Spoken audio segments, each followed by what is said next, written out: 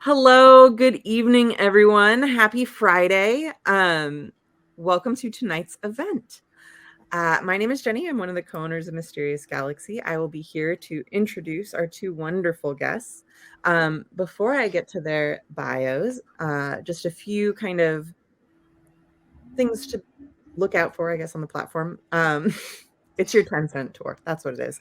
On the right, you will see the chat section. So please feel free to engage with each other there, share all of the wonderful things you have to say about our authors there, be as effusive as you hope and wish and would love. Underneath me, you will see a green button that says books and book plates. That is where you can go to buy books from our authors. And if you buy any of Remi's books, they will also be providing a signed book plate, which is pretty awesome. So that's where you go for that. Below the books and book plates button, you'll see the ask a question button, and that is where you should go to share all of your burning questions for our authors. They will be answering those closer to the end of the event. And if you go in there and you see that somebody has already asked your question, hit a little like button and it'll shoot it to the top of the list. So we make sure to answer all the most pressing ones first. Okay, without further ado, tonight we are celebrating Remi K, England. Remi grew up in the space coast of Florida watching shuttle launches from the backyard. These days, they call rural Virginia home, where there are many more cows, but a tragic lack of rockets. In between marathon writing sessions, Remi can be found drowning in fandom, rolling critical hits at the gaming table, digging in the garden, or feeding their video game addiction. They probably love Star Wars more than you do. And Remi is the author of The Disasters, a Mysterious Galaxy favorite, SPELLHACKER, and other forthcoming novels under the name MK England. Britta is our in-conversation partner tonight. Britta is a TV writer and an author. She's written for shows such as Riverdale, Betty, and The Big Leap, and is the author of the young adult novels Like Other Girls and Ship It. Originally from the Pacific Northwest, she lives with her wife, kid, and dog in Los Angeles.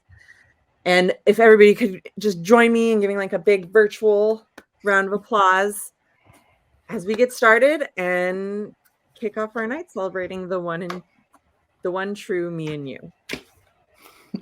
Yay! Thank you so much. I'm excited to be here. I hope you guys are excited to be here. MK, I hope that you're excited to be here. Mysterious Galaxy is one of my favorite bookstores, so I'm always happy. I was just saying before we started that I've been like a long distance Mysterious Galaxy fan for years. So this is very exciting to me. One of these days I will visit your mysterious West Coast. Yeah, it's great. It's great. I love Mysterious Galaxy. I love San Diego Comic-Con, which I have thought about, no fewer than 1,000 times during this pandemic. Every time July comes around, I'm like, oh my God, I can't believe I'm in my house again and we're not going to Comic-Con. But I'm so excited to talk about conventions with you because we are both big fans of conventions. And, obviously I love San Diego Comic-Con, but what you have portrayed here is so much more like relatable and for many fans achievable if, SDCC is just like out of reach. But it's the like kind of small town, not small town, but like small time, like contained in a hotel convention, which in some ways it's a completely different beast. And in some ways it's way more fun than like a massive sprawling convention. So talk to me about, why you love conventions and why you chose to do a convention like this in your book. Yeah, I totally agree with your assessment there. I have been to like my con experience runs the gamut from like, big Wizard World conventions to like kind of medium size MegaCon and FX and stuff like that in Orlando that are more like convention center conventions and to little small fan run conventions. And I think I've figured out over the years that I really just love the small fan run atmosphere. It's, you know, part of it is that it's like maybe a little less commercial, but you know, it's just it's so born out of love for the thing, whatever the thing is. Yeah. That it's such a specifically tailored experience to what the fans want, what they're looking for out of a con experience. And it's so much more just about those friendships and the connections that you've made within the fandom and the thing that everybody is really nerding out about. And, you know, you still have a lot of your sort of similar con features. There's probably an artist alley. There's probably like a vendor hall and stuff. There's panels and things like that. But just the fact that it is a little more niche, a little more focused, and, you know, just completely created and supported by the fans gives it a very different vibe. So I'd say all cons have their ups and downs. And I do love the big shows too, just for the sheer spectacle.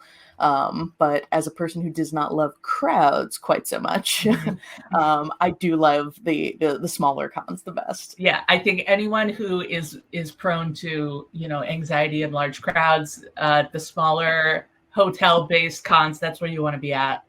It's also nice when they're fandom specific like that, because it's like, you can really, you know, like you can see all the people who are super active in your fandom and people you aren't even friends with, like, you're like, oh, I've read your fic, or oh my gosh, I've seen your art, or whatever, and you know, you have so much in common. Whereas like at a big fandom convention, you might be like sitting next to someone who's into 12 things that have no overlap with the 12 things that you're into. Yes. Yeah. It's so much easier to find your people at those smaller conventions. You know, SDCC is like a dream for me one of these days. Dragon Con is a dream. Gen Con is a dream. But, you know, I love the little local ones. So you decided to do a Sherlock convention. Are you prepared to talk about Sherlock? Because I know on your website it says not to ask you about Sherlock. And, you know, if this is some sort of third rail, we don't have to go there. But it's all over this book. It is. It is all over that book. So talking about Sherlock Holmes, does it have anything to do with the popular show Sherlock that people may or may not have heard of with Bandersnatch Cumberbund? Bandersnatch Cumberbund is all over the news lately. It is both like about that and not about that. Like I chose to go with a Sherlock Holmes related fandom in this book because like there's been a Sherlock Holmes fandom since the late 1800s, since the stories were published. Like people have been getting together in like, you know, cafes and talking about Sherlock Holmes and talking about all of their fan theories about like, well, how did he really survive, you know, Moriarty and the Reichenbach Falls and everything like that. And you know, that's over 100 years of very intense fandom. And, you know, there's just, I felt like instead of like trying to date the book or like tie it to a specific fandom, I was like, you know what, for the rest of my life to the end of time, there is always going to be another Sherlock Holmes adaptation. You know, there was like the TV show in the 80s and there was the Robert Downey Jr. movies and, you know, there was Elementary and there's, you know, the BBC show and there's always another one coming. So I was like, you know what, I'm going to just do my own spin on it. And in my deep-seated rage after BBC Sherlock finished, I kind of started to write my own modern day adaptation. I was like, all right, here's everything I loved from the stories, and here's how I would have done this modern adaptation, and here's how I would have made it gay, obviously. Obviously. And so I outlined a whole novel, like I created my own adaptation and I started to write it. And then I was like, oh no, I really don't write mysteries. This is hard. So that book is in a drawer and will probably never see the light of day, but I was able to give it a little bit of love, you know, in this book. I was able to bring like my version of Greg Lestrade, who's Gwen Lestrade, and I was able to bring in my like, you know, hacker version of Violet Hunter, like in tiny little references here and there. And you know, so it was nice to give that idea a tiny bit of a home.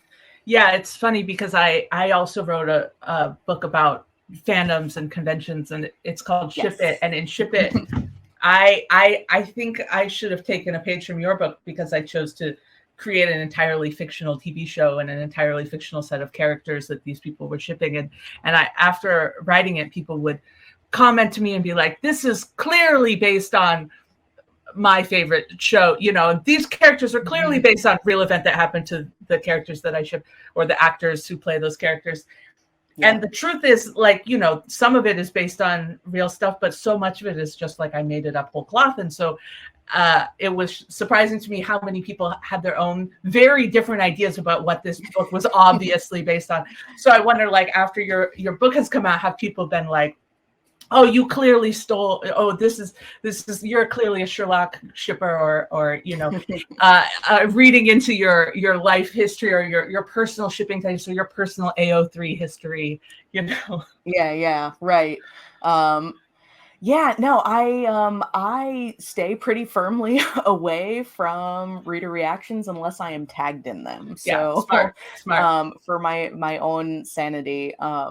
And I can almost guarantee that somewhere out there is somebody saying like, oh, this is so 2012 Tumblr, like this is so clearly BBC Sherlock, etc.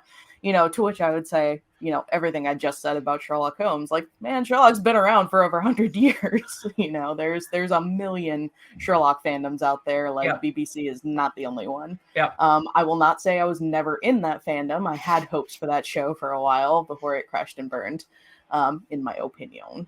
But you know, I think that's one of the cool things. Like what you were saying is people read so many different things into the fandom that you created. And I think that kind of speaks to how universal an experience being in fandom can be, even though it is very different for each person and it's very different from fandom to fandom. Like there are some universal elements that people can kind of pick out and find and identify with, and, you know, see things that may not be there, but that they really relate to, you know, from their own particular fandom experiences.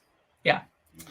And for you, I mean, you have a long history in fandoms. You have a long history yourself of writing science fiction, fantasy books, science fiction books. And, you know, this, I saw a tweet that on your timeline that someone had said, this is my first rom-com I've ever read. And I loved it. Wow. And I couldn't help but think, oh, this might be someone who's read a lot of sci-fi in the past and maybe came to rom-coms through you. So I was wondering if you could talk a little bit about like, why now? Why a rom-com? And maybe also can you touch on, you know, the name Remi versus MK and what that means? Sure, yeah. The name thing is pretty simple. It's a totally different genre than everything else I've been writing. So the publisher said, hey, you know, would you be okay writing under a pen name? And I said, I mean, if you're going to give me a contract, I will write under whatever name you want. So I was like, sure. I mean, a pen name for a different genre is a pretty standard practice. Coming up with a name was a totally different thing. I was like, oh no, I don't care about any other name. So Remi is actually the name of a non-binary character from my second book, SPELLHACKER. I just wanted something that would sit on the shelf right next to my other books, and that kind of sounded like it. So MK, Remi K, like it worked. I get it. So there was just not a whole lot of, you know, deep meaning behind the name or anything. But the genre switch, yes, was a total fluke. This may be my only contemporary novel, for all I know. Because I really am such a sci-fi fantasy person in general, but this book idea came from, it was inspired by real events. As far as I know, there were no actual whirlwind romances that took place, but in 2015, I went to a small fandom convention and my friends and I walked into the hotel, and lo and behold, there were people in sparkly dresses standing everywhere. And we were like, hey, what's going on? Turns out there was a beauty pageant in that hotel. And we all looked at each other and we're like, so who's going to write this fic? We are living in a fanfic right now. Yeah, totally. Clearly there's a meet cute waiting to happen. And that in fact became the tagline for the book. So a year later, I had gotten the contract for the Disasters, but I was still waiting on my edit letter. And I was just like sitting there stewing in my own nervous energy, waiting for that edit letter. And I was like, I got to just write something else to get my mind off of it. So I did Camp NaNoWriMo in July, and this was the idea that was stuck in the front of my brain. So I just went for it. And like, man, it's real hard to write a book when there's no explosions or like magic or spaceships or anything. I definitely like was texting my critique partners like, what happens in contemporary books? I don't understand how to write this. I had read plenty of them, but I hadn't like kind of internalized how they worked in the same way that I had with science fiction and fantasy. So yeah, it was a challenge. I don't know how you've done 2 of them, and they've both been great. So yeah, thank you. I mean, I think that I can feel this was a very propulsive read. I will say it keeps you turning pages. So even though there's no explosions, there's emotional explosions, and it keeps you wanting more. Mm-hmm. That was the lesson I learned. yeah, you did a great job. I hope that you're not done, but I have to respect your wishes, and I guess I don't get to tell you what to write or whatever. I mean, I have some ideas. Like there is an adult rom-com that's going to go on sub this year. Well. And I have another book like kind of loosely in this universe that I really, really want to write. But as I said with this book before it went on sub, it might be too nerdy. Like you would think that is not a thing, but I have definitely been told by editors before, like The One True Me and You, like, several editors were like, this is too niche, like too nerdy. Which was not surprising feedback to me. So God, that just like hurts. It like takes you right back to high school. It does. It does. How dare you call me too nerdy? That's like, that's what I heard all through middle school.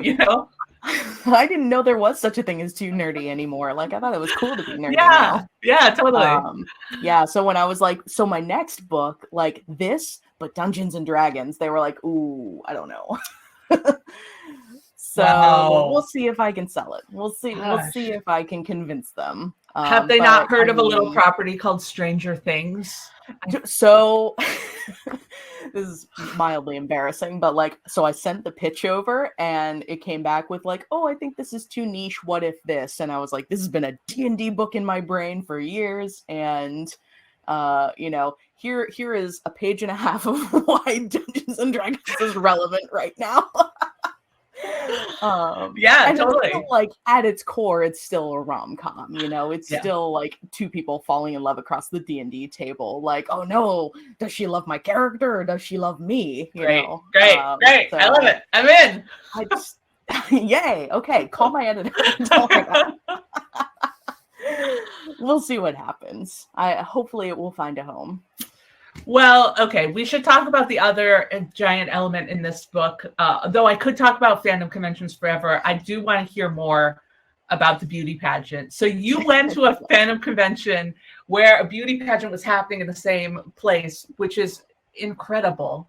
And had you had any experience with pageants before then? And if not, what did you do to learn all of the very detailed information I myself did not know and learned from this book, which I assume is accurate? Yes. Literally nothing is what I knew about pageants going into this book. My entire experience with pageants was walking into that lobby and seeing sparkly dresses and going, pageant. And that was it.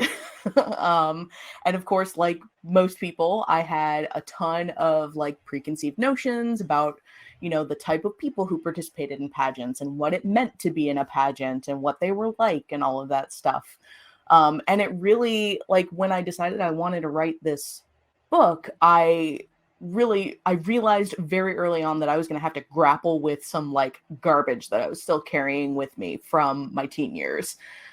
Because, when I was a teen growing up in the rural South and like, in the late 90s, early 2000s, like I did not know the word non-binary. I just knew that like gender made me angry all the time. And, people kept trying to like force me. Okay. Like Other Girls, by the way, just like spoke to me so deeply. I just, Everybody needs to read that book, and you'll understand me as a person more if you read that book. Thank you. Anyway, all that to say, that I was just angry all the time, and I was mad that people were trying to force me into these boxes, and it resulted in me like taking on some really misogynistic ideas and attitudes, you know, like people who wear dresses and makeup are stupid, and like all of that stuff is so shallow, and you know, the people who like it are shallow. And it took me until like my early to mid 20s, I would say, to realize like, oh, that is not a feminist attitude to have. That is in fact really toxic and terrible. And I had to, it took me years to really unpack a lot of that stuff and realize that like Shannon Hale's Princess Academy is a great book. And I didn't read it for a long time because it had princess in the title. Like there was just a lot of garbage like that I hadn't realized I was carrying with me. And so I went into this book about pageants and was like, I really gotta do a lot of work and do my research and really kind of try to understand what's going on here, and who these people are, and make sure that I gain a respect for these people before I try to write about pageants. So it was really, like, in a lot of ways, very healing for me to kind of figure all of that stuff out, and also just really fun to learn about, you know, a whole thing out there in the world that I knew nothing about. Yeah, it's such a fun little subculture. Yes, completely its own little subculture. And fortunately, my agent at the time had done pageants in the past. Wow. And, you know, only for a short time. And it was like 10 to 15 years before, you know, I wrote this book in 2016. So it was a while back. And so I was able to pick her brain a little bit about like the behind the scenes stuff. And then, you know, I figured, okay, so she was in pageants like 15 years ago. I should really look at some more updated stuff. And I watched video interviews and I read every article I could get my hands on. And I read all of the like anonymous Reddit AMAs out there. I was like, ask me what it's really like to be in pageants. And there are entire like whole ass pageants on YouTube, like start to finish, many of them. So I watched them. I watched a lot of them, and my like ads online were very strange for a few months. And I had to do a lot of clothing research because I know absolutely nothing about clothing. Like this dog-haired covered plain black shirt is about like the height of my fashion. So I was like, oh no, like what is this type of dress called? How do you describe this part of a dress? I don't know all of these parts. Yeah. So it was just a lot of different stuff. And I just really learned so much about the ambition and the hard work, and like these girls who do these pageants are super smart and super dedicated, and they give over so much time to it. And there's huge charity work components to it, and you know, there's a lot going on there. And I'm not going to say that there are not bad parts to pageants, because there absolutely are. But there are also bad parts to fandom. So I really hope that people will come away from the book feeling like there's a balanced approach. Yeah. I think you definitely portray the good and the bad of both sides. And I appreciated that you gave Kay a similar journey that you yourself went through. And maybe, you know, for any readers who are coming to this book and have some preconceived notions about pageants or the type of people who do pageants, you gave voice to some of those, you know, sort of darker assumptions that we have, and let Kay kind of like work through it and go on that journey themselves and like get to the end of that journey on their own. And so I think that's really powerful. I mean, it's one of the things I tried to do in my book, Like Other Girls, which is, I promised the last time I'm going to mention one of my books, but you know, no, please do. They're great. It was a book about a girl who plays football, and it was very important for me to unpack the sort of internalized misogyny that you might have if you were someone who never was particularly female presenting, or never felt like you fit in like girly spaces. You might start to think that, you know, not being so-called girly made you somehow better or tougher or more interesting or more real or authentic or whatever. This is certainly all the stuff that I felt like in the late 90s and early 2000s that I myself have had to go through unpacking. So I totally relate to a lot of what you're saying. And we kind of tackled the same issue, but from like very different vantage points and very different playing fields, if you will. Yeah, playing fields. I see what you did there. Yes, no, that I completely agree. Like, I identified with that book so hard. I was, yeah, I it was a delight to read, and I ripped right through it. So everybody should definitely check that book out as well. Thank you. Okay, I just want to note that it is 7:30 at 7. What time did I say? 7:35. So in 5 minutes, I'm gonna start maybe peppering some questions from our audience. So if you haven't already asked a question, click the little ask a question thing and get your question in there. Let me see. We're running out of time, so let me pick my favorite questions that I have left. I've read several of your books now, and it seems to me that you often enjoy writing a very vibrant, close-knit, like queer community /team/family /friend group. Is that something that you do intentionally? Talk to me about writing a whole gang of like funny, sarcastic, messed up queer people together. Yeah. I can't seem to not do it, actually. Like, people ask me about this, and I, always turn around and I'm like, how do you write only 2 characters? Like, I can't imagine writing a book where it's like really primarily centered on 2 people without all of these other people in their orbit. And yeah. I don't know. I have yet to write a book that does not have that like strong, friendship found family component to it. It is clearly just like a thing that I'm obsessed with and can't not do. And I think part of it is just that it's something that I've always searched for and I've had like brief glimpses of throughout my life. But, as I said, I was not a great person in high school and, was struggling with a lot of stuff. And so I have no friends left over from high school. And then I kind of glimpsed that found family in college. But then after college, we went to the Four Winds, and then after that, I moved like every year and a half. And it's really hard to like find those people if you're constantly bouncing from place to place to place. Yeah.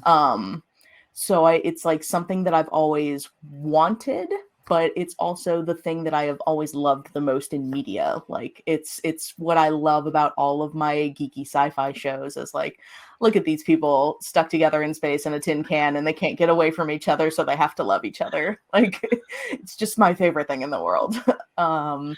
So I love that friends as family thing. I will never not write the like supportive, loving friend group, Yeah. And I think particularly when you're telling queer stories, I think the found family, the like, no, I get to decide who my family is. No, I get to decide who I will, take a laser gun shot to the chest. I don't write sci-fi. Is that what I get to decide who I take a laser gun shot to the chest for?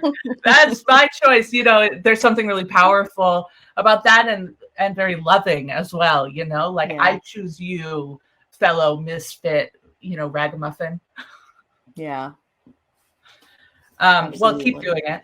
I tend to write a lot of loners, so I'm kind of jealous, and I kind of want a little fictional friend group to hang out with. So maybe next time.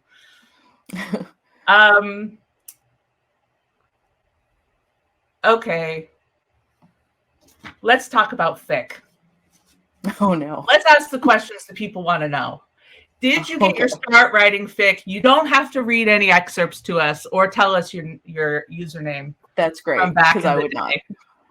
If you wanted to offer it, that would be fine. But no, let's talk about fic. Did you get your start writing fic? Did it help you become a writer? I know it did for me. I came to it very backwards, actually. So I read fic my whole life, basically. Well, not my whole life, but like my family we got our first computer when I was in like 7th or 8th grade or something. And I found fanfiction.net extremely quickly. I don't know how. I don't know where I got there. I think it's because I was obsessed with this sci-fi TV show called Farscape that came out in the late 90s. Yeah. Great show, y'all. Great show. And so of course I was like the nerdy teen who was on the computer, like, show me all the Farscape things. And I found fanfic almost instantly. And yay, there's Farscape fans in the chat. Yeah. I love So that was like my first fandom experience. And I've also been a huge Final Fantasy nerd, like video game nerd in general. But my middle school years were also heavily characterized by Final Fantasy 7 and 8. And so I found fan fiction for those too. And I like very briefly like started to dip my toe into writing my own stuff. But I did not really like start writing until my mid to late 20s maybe, because the anxiety was so intense. Like I could not bear to see my own words on the page. Like I could not perceive them, much less have any other eyeballs touch them ever. So I was just too scared to share any fic with anyone. Much less like I couldn't get more than like a couple of paragraphs into something without like cringing in horror at my own self. And, so I did not post my first piece of fan fiction until after I had a book deal. Wow. I don't know why it went that way, but there was, I don't know. Yeah. It was, I know it's like a very back-asswards way to get there, but, you know, that magical time in between. No, it wasn't after I had a book deal. It was after I had already written 2 novels, though. What? Really? Yes. But you haven't sold either of them yet. No, I hadn't sold either of them yet. Wow. I started posting in like 2015, and I sold The Disasters in 2016. But I wrote The Disasters in 2014. So like in that weird like in the middle place while I was still like trying to get an agent and like, you know, but I was like, okay, I can finish a whole book start to finish. So like maybe I could finish a 2,000 word fic and post it for other eyeballs to see.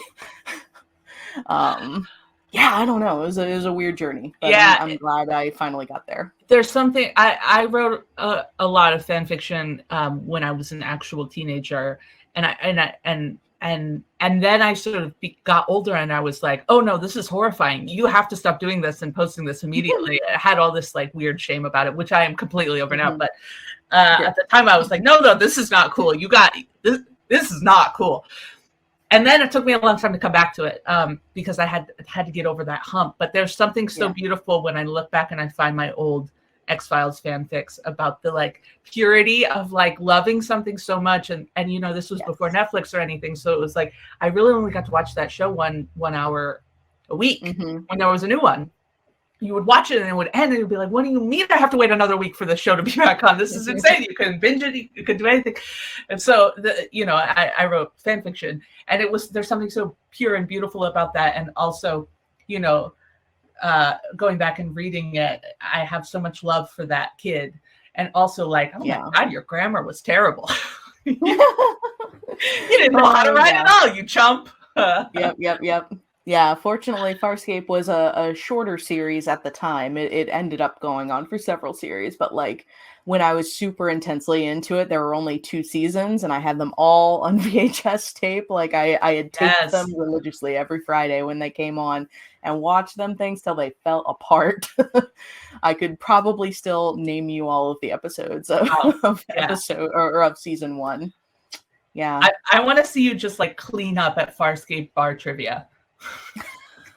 This is okay. I'm gonna tell you this thing. So sci-fi.com, the website for the sci-fi channel, used to hold trivia contests for Farscape, like, you know, once a month or something like that. They were called Mind Probe.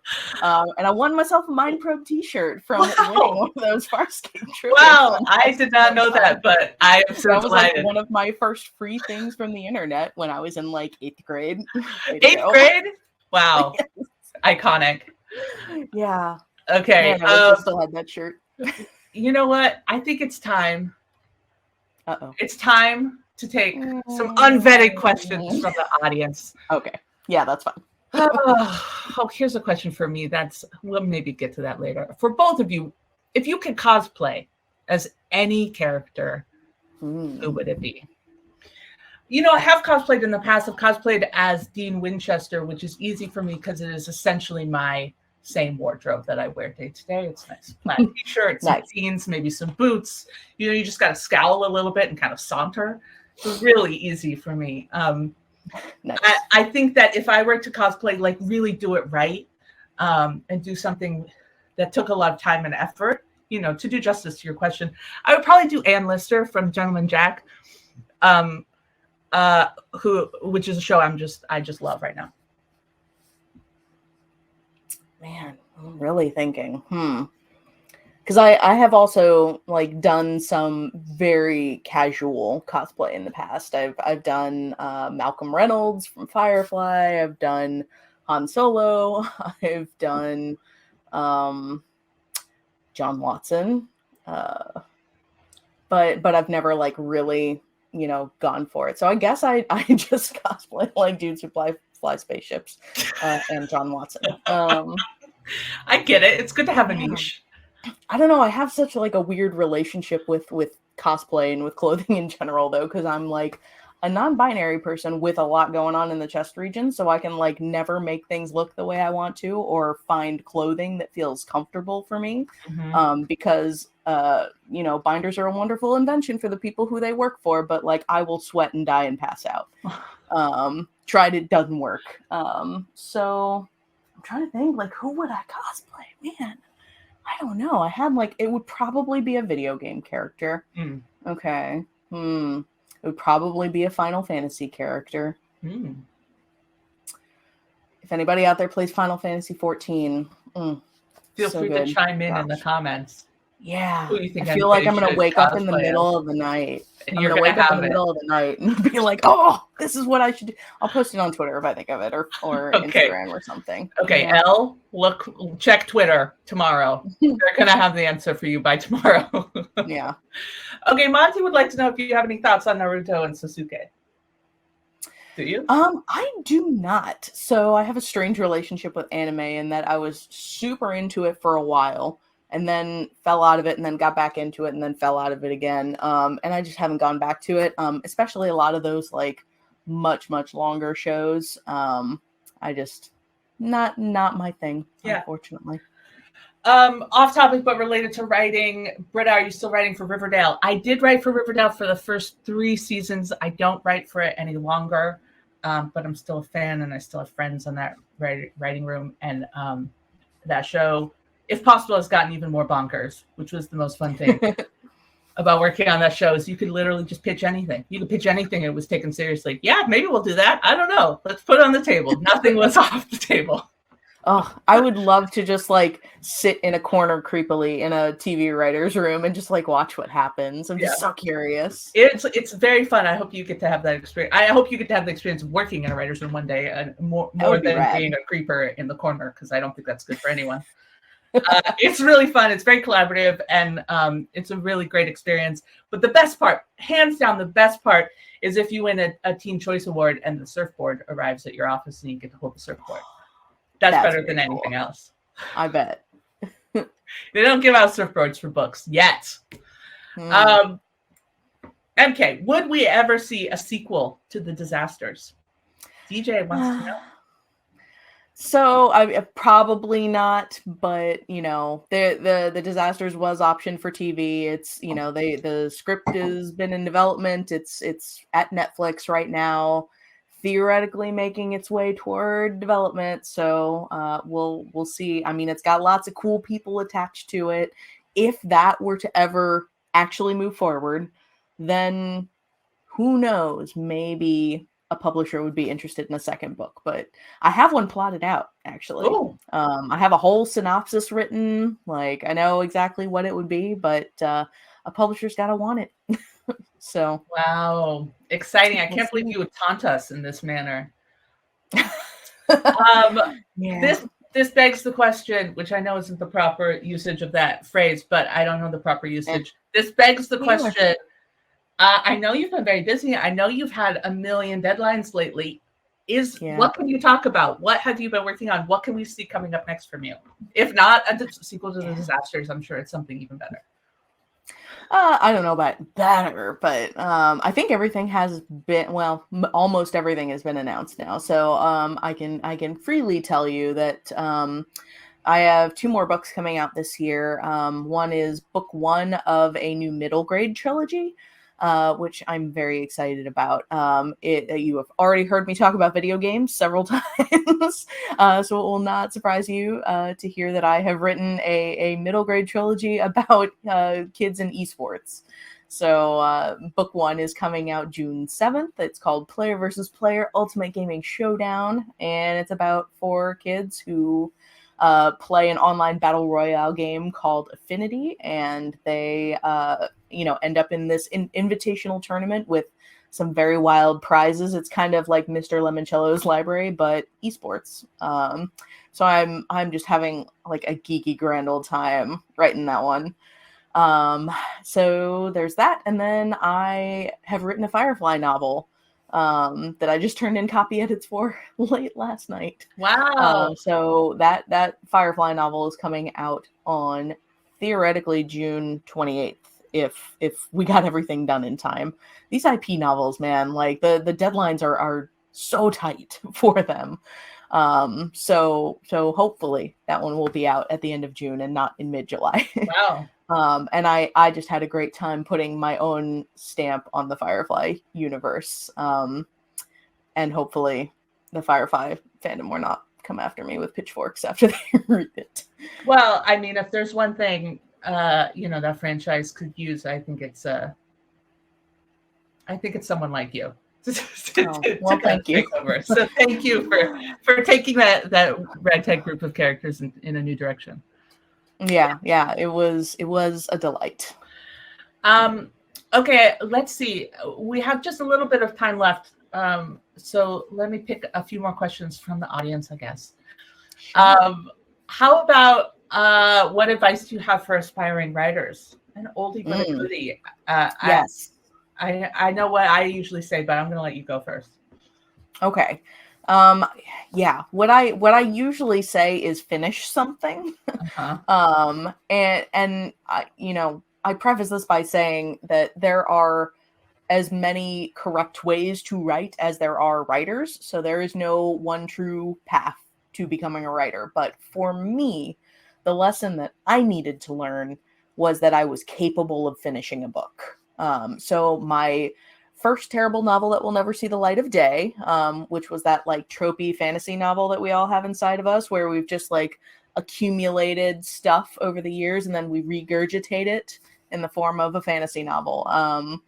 So I had to get that out of my system, and it taught me that I could write a pile of words that was in the shape of a book.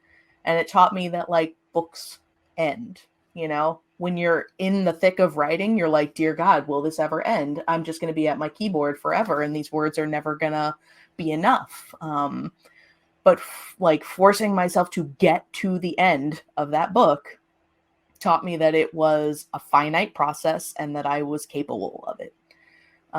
So I think there is a lot of power in finishing something, even if it's terrible, even if it's very short. That novel was 50,000 words. It was NaNoWriMo length, but it was done. So even if it's a short story, even if it's a novella, just finish something. Can you talk a little bit about, you mentioned that you were scared to put some of your fics online because you had anxiety about showing your work. There is nothing more public than writing a book, putting your name on it, and having it be in like every bookstore in the country. It still freaks me out. Yeah. To think about it. I don't think about it. I try not to think about it. And then someone texts me a picture from like, Peoria, Illinois. And I'm like, my book is in Peoria? Oh God, I can't think about it. Yeah. Mm-hmm. So, how do you deal with the anxiety of, being perceived? Yeah. Part of it is that I don't, and I just don't think about it. Oh, sorry for reminding you. Your book is in Peoria right now. I mean, we're literally at a book event held by a bookstore for a book that exists. So, I think that this is part of why that I choose to go the traditional publishing route, which is that there are many gates of vetting along the way. So, like, I am not the only one that thinks this is good. Like, somebody was willing to pay money for this book to exist, and many, many smart people had their hands in, editing the book and copy editing it and proofreading it and making sure it made sense, and then putting it in a beautiful package with an amazing cover. Yeah. Like, look at this beautiful cover. Yeah. Like the artists That's who I can't believe that I got a cover like this. It's Yeah. just fantastic. There's so many people who go into making books what they are, and it makes me feel a lot more secure knowing that there are so many smart and dedicated people with me in it, so I think that helps a lot. Yeah. And just being a person who has always like really loved and clung to the physical object of books, I think there's just something more tangible about being able to like look at my book and go, oh, it's there, like it's fine, than just putting fan fiction on the internet and then like the instant feedback machine begins. Yeah. Two very different experiences. Yeah, well, and if you do manage to publish a bad book, you can always consider yourself the smartest trickster who got your bad book through all of the people who wanted to shut you down. Well, you got paid for it, and now it's in Peoria. They can't stop you. I am a former librarian, so in general, with some exceptions for things that are harmful, etc. I largely believe that there are few or no bad books. There's every book its reader and every reader their book. And, that I feel like most 1-star reviews in the world boil down to like, this wasn't what I wanted it to be, which is fine. All of my books are what I want them to be. And, they're not for everybody. And that's okay. I love that. Well, this book was for me, for sure. I loved it. There's so much heart and joy and in these pages, and it's also really funny. And I think a lot of rom-coms just don't embrace the calm as much as you do, and I think that's great. But also, the rom is definitely here too. It has everything I'm looking for in a romance. It has yearning, it has kissing, it has uncertainty and like doubt, but a happy ending. I simply loved it, and I think I would even if I wasn't in fandom. But if anyone here has not yet ordered this book for themselves, there's a little green button down there where you can get yourself a copy of The One True Me and You, as well as I presume some of the other great books MK has written, which we've talked about, and I recommend them all. And Britta's books too. They're all there. All of Britta's, all of MK's. You can find them at Mysterious Galaxy. Yes. Thank you both for such a wonderful event. You made me so nostalgic for my fan fiction days of like drowning in, for me, Buffy fan fiction. Yeah. Oh yes. Like I was there too. Yahoo groups, like yeah. Uh-huh. Like back in the day. I'm probably going to go read them. I have them all in an archive on my computer. Yes. That's amazing. Nothing I wrote ever went anywhere because it was bad. But congratulations so much on your new book. Thank you. There's so much love and so much excitement in all of the comments, all of the questions. Our audience members, you have been wonderful. Yes. Thank you for showing up on a Friday night. Britta, you're a fantastic conversation partner, and I'm always going to think of Peoria when I think of like random locations, as where it is.